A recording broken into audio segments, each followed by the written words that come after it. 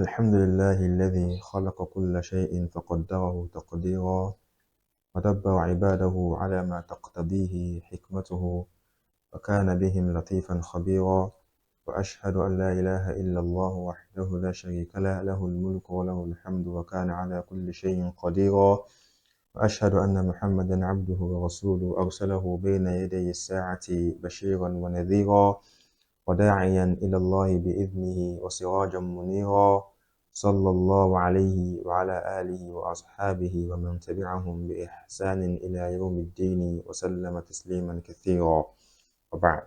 Today inshallah we're taking a new lesson on our fiqh, and that is on أركان الصلاة وواجباتها وسننها.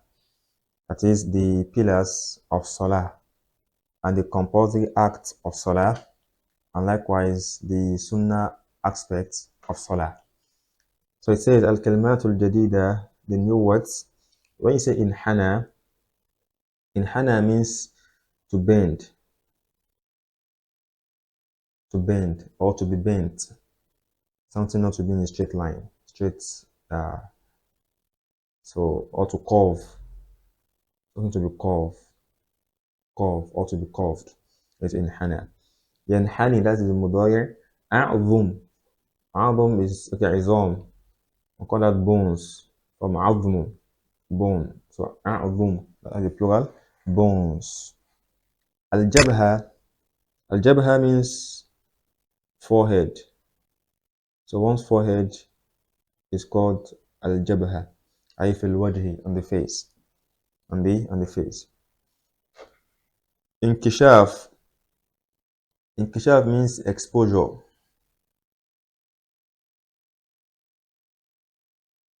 I mean kashafa, to expose something.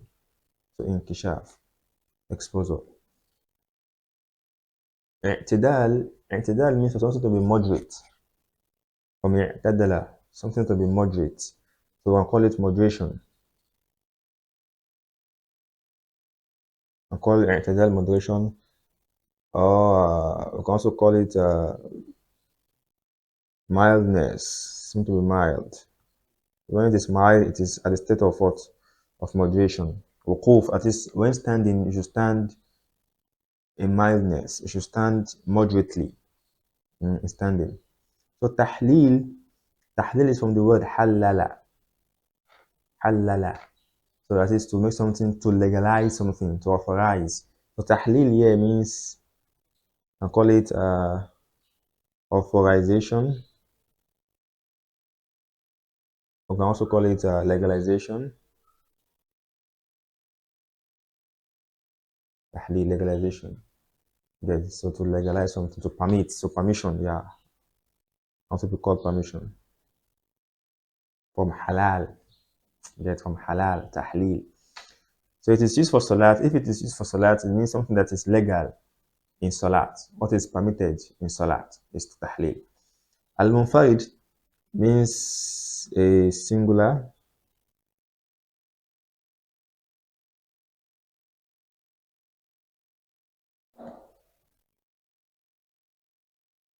Or it means an individual. From fard, one person. So an individual is called munfarid. An individual. Saqata sahwan. Saqata, no saqata to mean something to fall down, right? Or to drop something on the floor. But sahwan here means, you can call sahwan absent-mindedness. Absent-mindedness. M-I-N-D, mindedness. I can call it like this. Absent-mindedness. So absent-mindedness is called sahwan. That is for you to leave something out of being absent-minded.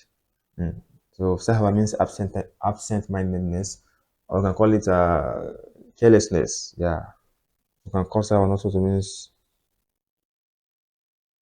carelessness. So when you are careless about something. So sakat or sahwa means you drop something or you leave something due to being absent-minded. Or due to carelessness. That is called sakat or sahwa. So yasqutu, that is the mudari'. Amdan. Amdan means intentionally. Intentionally. When you do something intentionally, it's called amdan. That is the opposite of sahwan. So we have sahwan, we have amd. Amd means intention. You do something knowingly, you know before you do that thing. It's called amdan. But sahwan means you don't know. You are careless. So you left it, you forsake it, or you dropped it due to carelessness. Abtola means to spoil something. To spoil. But abtola, to spoil. And the mudari is what? Yubutilu, it will spoil. Jabaro. Jabaro means for you to make amend or to correct. To correct something is called jabaro. It can also means to repair. Good. To repair something, to restore, to put in order. It's called jabaro. So jabarahu, he repaired it, or he adjusted it, he corrected it. Ha. Yajburuhu, he will correct it to make up for something. Jabara. Al-awra, that is privacy. That means privacy, can also mean private part. Private part. One's private part is called al-awra, both for the male and the female. Tawmid. Tawmid is from the verb gommabo. When you say gommabo, means to close something. To close. That's gommabo, to close or to obscure. So tawmid is mostly used for eyes. Yes, it's mostly used for eyes. When you say tawmidul ain, means to close one's eye. To close one's eye. Okay, so gommabo is a verb. Tagmid is the masdar. So when you say gommabo, it means to obscure something. Obscure. O-B-S-C-R-E. To obscure something. So when you say tagmidu, yeah, it means to close something. So if tirosh is from the, you say the zirain, okay. The one that they meant here is the one used for zirain, that is for the arms. When you say iftirosh, it is from the verb iftarosha, means to stretch out. Iftarosha, what? To stretch. When you stretch out something, like your arms. So you stretch your hands to the extent that your arms are touching the ground. So you've done iftirosh. Just the same way a dog normally sit down. So that same position or that same posture of a dog sitting down, whereby they will stretch their four limbs, right? So that act is called iftirosh. So when you stretch up your arms, to the extent of your arms touching the ground, you've done iftirosh. So lidhirain for the arms. Iltifat. Iltifat means it's from the verb iltafata, that is to turn sideways. To turn sideways. Yeah. As sunan, that is the sunnah. Jam'u sunnatun, that is the plural of sunnah. Now it says awkan salat, the pillars of salat. Awkan salat arba'ata ashar salat. The pillars of salat are 14. You have 14 pillars of salat. One, al-qiyamu idha qadira al-insanu. For one to stand if he is capable of standing. So you stand if you are able to stand. فَإِنْ لَمْ يَسْتَطِعِ الْقِيَامُ صَلَّى جَالِسًا. If you can't stand, then you pray sitting down. You pray sitting down. فَإِنْ لَمْ يَسْتَطِعِ الْجُلُوسَ صَلَّى عَلَى جَنْبِهِ أَوْ عَلَى ظَهْرِهِ. If you can't do that, if you can't pray sitting down, then you pray lying down. عَلَى جَنْبِهِ. You pray on your side. This, when you lie down on your side, you pray doing that. أَوْ عَلَى ظَهْرِهِ. Or you pray on your back. When you lie down, your face facing the roof or facing the ceiling. So that one too is also part of it. So you lie down on your back or you lie down by your side. So you can pray at all states. Two, that is one, standing. Two, takbiratul ihram. For you to do takbiratul ihram, the first takbir that you do upon entering salat, it is for you to say Allahu Akbar fi bidayat salat. At the commencement of your salat, you do the takbir. It's called takbiratul ihram. Three, qira'atul fatiha. For you to recite fatiha. لقوله عليه الصلاة والسلام, because of the Prophet's statement where he said that لا صلاة لمن لم يقرأ فاتحة الكتاب. The one that does not recite Surah Al-Fatiha, which is called Fatiha al-Kitab, the opening of the book, he does not have salat. No salat for him. The salat is incomplete. He must recite Fatiha. Rawahu al-Jama'a. Now, it says, الركوع, for الركوع, for you to go for الركوع, وهو أن ينحني المصلي بحيث يتساوى رأسه مع ظهره. ركوع means for the one praying to what? ينحني, inhana, to bend. It's for the one praying to bend down بحيث, in such a way that يتساوى رأسه, his head will be equal with his back. So your head will be in the same level with your back. ويضع يديه على ركبتيه, and you have to place your hands on your knees. So you grasp your hands to your knees. That is called ruku'. 5. أن يرفع المصلي رأسه من الركوع. For the one praying to what? To raise up his head from ruku'. حتى يعتدل قائما, until he is standing moderately. They said اعتدل means to stand moderate, to something to be moderate. So حتى يعتدل قائما, until he is standing moderately. Then 6. السجود على الأعضاء السبعة. For you to go for sujood on the 7 parts. لقوله صلى الله عليه وسلم, the Prophet said, أمرت أن أسجد على 7 أعظم. I was being commanded to prostrate on the 7 parts. What are they? على الجبهة, on the forehead. So the jabha, وأشار بيدي على أنفي, and he demonstrated with his hands to his nose. That is, the forehead consists of the forehead and the nose. That is 1. واليدين, and the 2 palms. That is 2. 3, right? The forehead and the nose, that is 1. The 2 palms, making it 3. وركبتين, the 2 knees, making it what? 5. وأطراف القدمين, and the tip of the leg, that is the toes, making it 7. These are the 7 parts that must go for sujood with you. These 7 parts must be on the floor for you to perform a complete sujood لله, for Allah. متفق عليه. 7. أن يعتدل من السجود جالسا. For you to rise up from sujood, jalisan, sitting moderately. After sujood, you sit down. So you should relax by sitting down moderately. Then 8. Al-jilsatu bayna sajdatain, the sitting between the 2 prostration. The 7th one is what? For you to rise up after sujood. So your act of coming down to sitting down is part of it. And the 8th, the sitting itself now. The sitting itself is the 8th. Al-jilsatu bayna sajdatain, the sitting between the 2 prostration. 9. At-tuma'ninatu fi jami' al-arkan. For you to have rest of mind. That is, for you to do that calmly. At-tuma'nina. So you do that in tranquility. You do that in a tranquility, in a peaceful manner, in an ease, without any act of rushing in it. So at-tuma'nina, tranquility in all the pillars that we've mentioned. That is 9. 10. At-tashahhud al-akhir, the last tashahhud, the one you do before you say the taslim, is part of arkan salat. 11. Al-julus lit-tashahhud al-akhir, for you to sit down for this last tashahhud, for this last testification, is part of it. 12. As-salatu ala al-nabi sallallahu alayhi wa sallam fi at-tashahhud al-akhir, for you to send salawat upon the Prophet sallallahu alayhi wa sallam in the last testification, is part of it. 13. At-tartib bayn al-arkan, for you to do all these pillars in order. You have what are called orderliness in all of these pillars. So you don't bring sujood before ruku. I don't bring ruku before standing. I don't bring standing before reading Fatiha.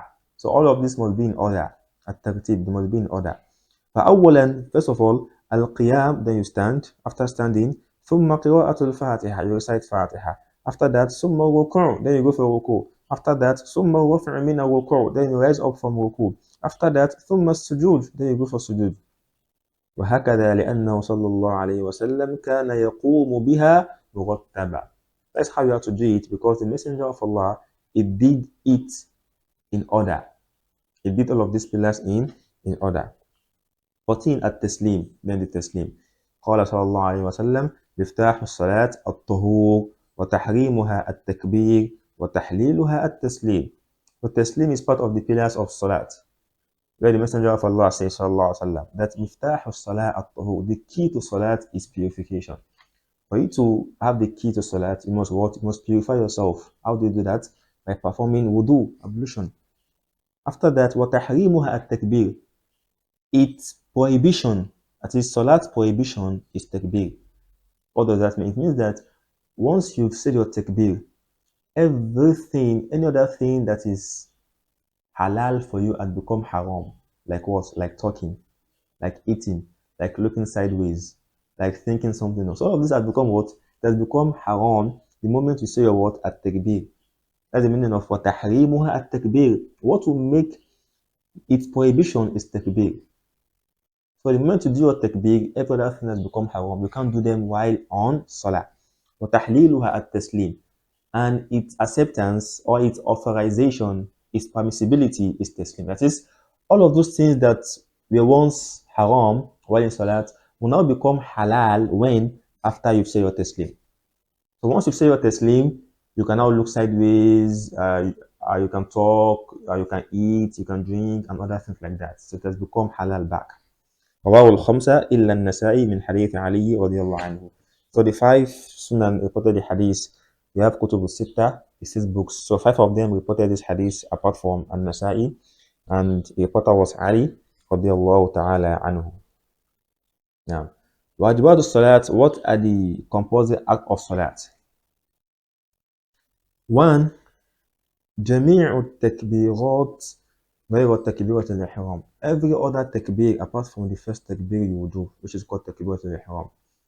So every other takbir, they are under what? Wajibat al-salat. The one you will do before going for ruku, the one you will do before going for sujood, the one you will do while rising up for the second rakah. All of this takbir, they are all what? Wajibat al-salat.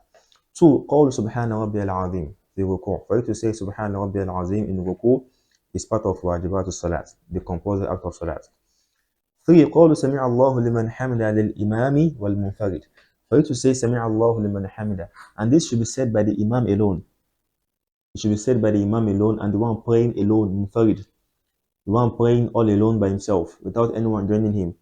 So if the imam should say سمع الله لمن حمد, it's not befitting for those behind the imam to say it. So they are to say ربنا ولك الحمد. 4. قول ربنا ولك الحمد. For you to say ربنا ولك الحمد للكل. This is for everybody. The imam will say it, the al-munfarid, the one praying alone, will say it, wal-ma'mum, and those praying behind the imam too will say it. So the imam will say سمع الله لمن حمد ربنا ولك الحمد, and those behind the imam will only say ربنا ولك الحمد. 5. قول سبحان ربي الأعلى. For you to say سبحان ربي الأعلى في السجود, while in sujood. 6. قول ربي اغفر لي. For you to say ربي اغفر لي بين السجدتين, between the two prostration. That moment you sit down, so you say ربي اغفر لي. 7. التشهد الأول, the first tashahud. The first tashahud that you will do to rise up for the third rakah, and that is found in salat that consists of 3 or 4 rakahs, like Salatul Maghrib, Salatul Zuhr, Salatul Asri, and Salatul Isha. So the first sitting after the first 2 rakah is called the first testification at Tashahud al-Awwal. So it's part of what? Wajibat al-Salat. 8.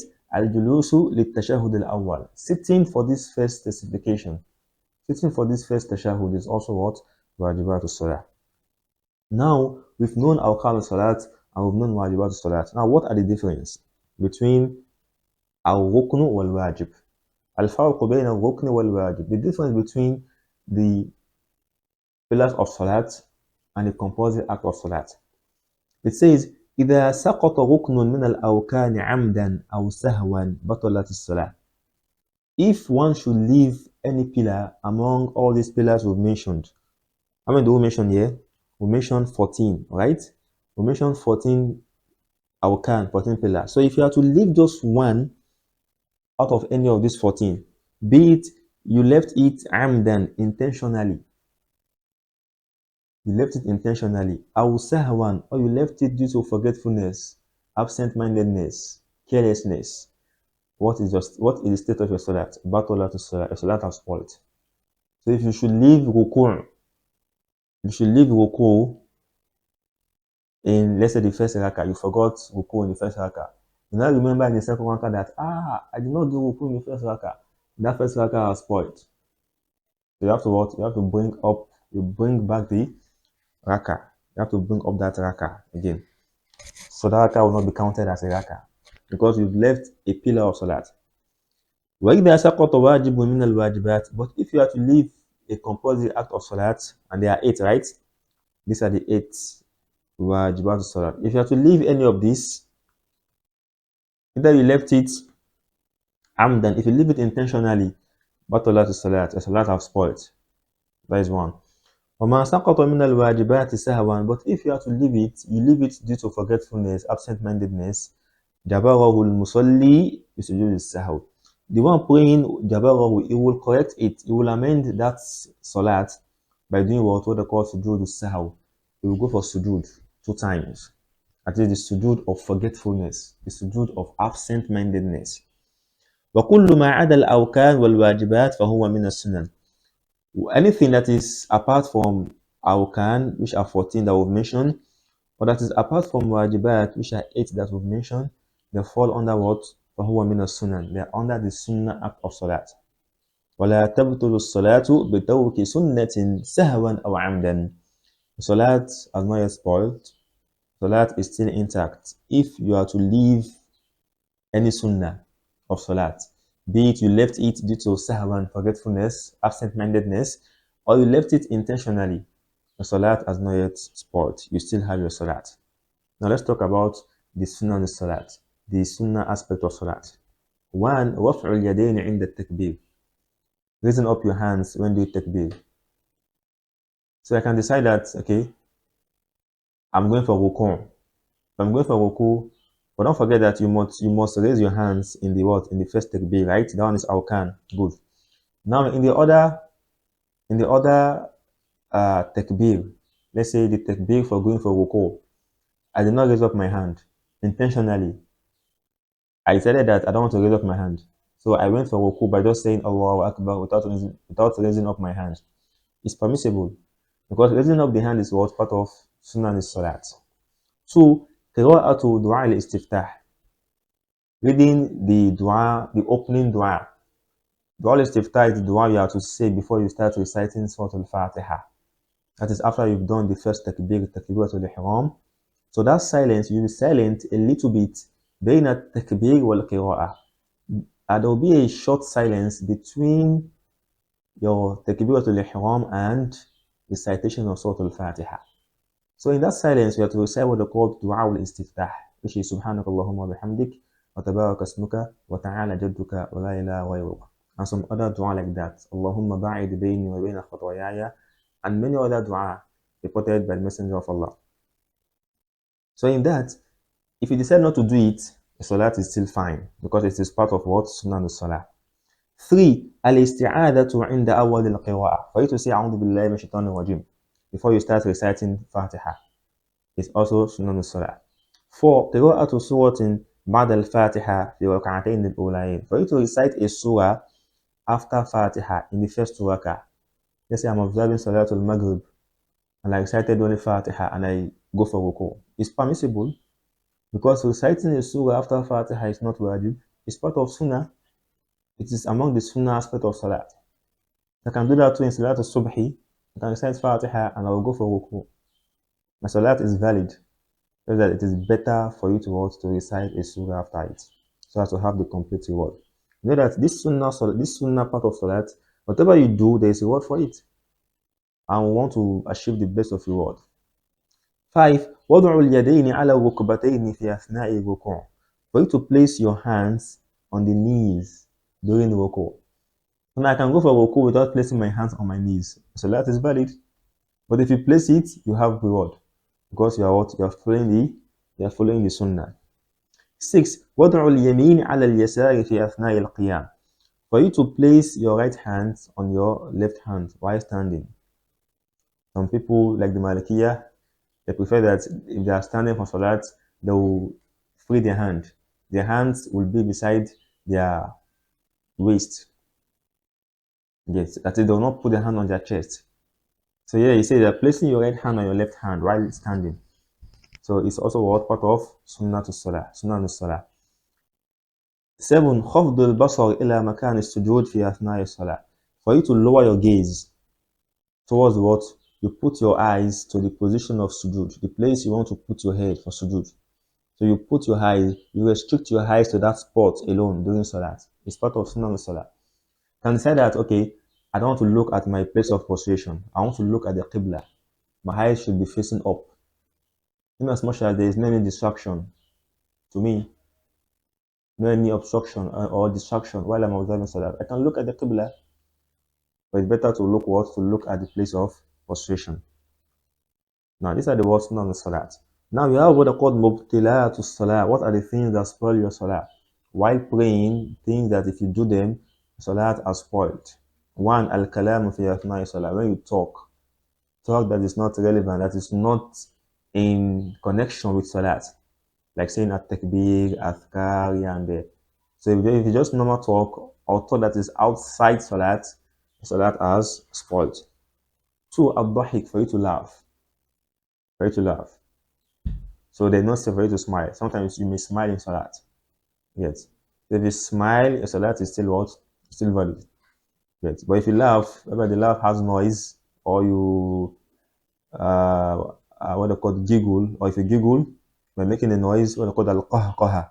For that, you what? If you laugh, your salat has spoiled. Three, al-aklu wa shurb. If you eat or you drink while in salat, salat have spoiled. Salat have spoiled. Four, al-mashyu al-kathir. If you walk too much, so you move from this spot, you change your spot to your left. From your left, you change your spot again to your right. From your right, you change your spot to your left. So you're just moving from year to year, from front to back, back to left to right. So too much of movement spoil salat. Five, inkishaful awrah, for you to expose your private part. And the private part of a man is between his knees and his navel, right? His knees to his navel. While the private part of a woman is all her body, except her face, while on salat. Even your feet, you have to cover your feet while on salat. Even if you are praying at home, so it's only the face that should be exposed while on salat. So all the part of her body is awra. It's awra. Allah ta'ala alam. Now, al-makuhatu fi athna'i salat. What are the things that are disliked when observing salat? They are disliked. It's not approved. It is disliked. One, taghmidul aynain, for you to close up your eyes. You are praying and closing your eyes. So sometimes you may do that. Maybe if you have been distracted. Some imams, if they're observing salat and they're reciting Quran, they prefer that the eyes should be closed, especially if they're reciting Quran. So if the eyes should be opened, perhaps they may make mistake while reciting the Quran while on salat. So the likes of sometimes Sheikh Shuraim, if he's observing salat, if you observe him properly, you see that sometimes if he's reciting, he closes his eyes. Maybe perhaps he's trying to what? To be accurate in his recitation. So people are like that, some imams are like that. So if there's no need for you to close your eyes, then you have to what? You have to open them up. وَالِالْتِفَاتُ بِلَا حَاجَةٍ, for you to turn your eyes sideways, looking sideways, without any need. There's no need for you turning sideways. Why are you doing that? So it's wrong. وَافْتِرَاشُ الذِّرَاعَيْنِ فِي أَثْنَاءِ السُّجُودِ, for you to stretch out your arms during sujood. The way a dog do sit down by stretching its hands, whereby it will place its hands or his forelimbs on the ground. So if you have to do that by placing your arms on the ground, it is wrong. It is disliked. It's only your palms that should touch the ground. Only your palms. Your arms should not touch the ground. Only your palms should touch the ground. So you have to raise up your arms. وَالْعَبَث, likewise playing in salah. All of these are a little of what we want to learn today. Allah subhanahu wa ta'ala accepted from us. So we've talked about awqanu salat, wajibatu salat, sunanu salat, mubtilatu salat, and makruhatu salat. Allah subhanahu wa ta'ala make it beneficial and give us the means to apply all of this and give us more understanding of His religion. إنه ولي ذلك والقادر عليه. سبحانك اللهم وبحمدك أشهد أن لا إله إلا أنت أستغفرك وأتوب إليك. السلام عليكم ورحمة الله وبركاته.